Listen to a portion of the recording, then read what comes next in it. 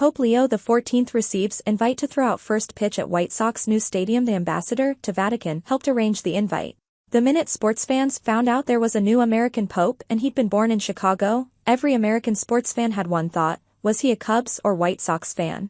Soon, news emerged that he was a White Sox fan, not without a false report, however, that he was a Cubs fan, and shortly thereafter footage emerged that not only was the newly christened Pope Leo XIV a fan, he'd been in the stands for the 2005 World Series, which the White Sox won in a series sweep. Pope Leo, born Robert Prevost, was elected as Pope in May of 2025, and then 1 month later it was announced that my Vanderbilt Law School friend and classmate Justin Ishbia was buying the Chicago White Sox. The two of us were chatting about fun ways Justin could introduce himself to Chicago sports fans, and I tossed out an idea: we should travel to the Vatican and invite Pope Leo to throw out the first pitch at a planned new White Sox stadium.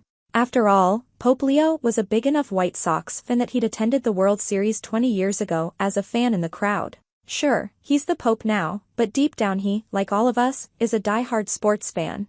We were both convinced the idea was a good one, but it presented a challenge. How do you get a meeting with the Pope to invite him to throw out the first pitch? An invitation to the Pope. It's not like you can just call the Vatican and ask to speak to the Pope's people. Ultimately we hit on our answer: Vatican Ambassador Brian Birch, who lived in Chicago with his family prior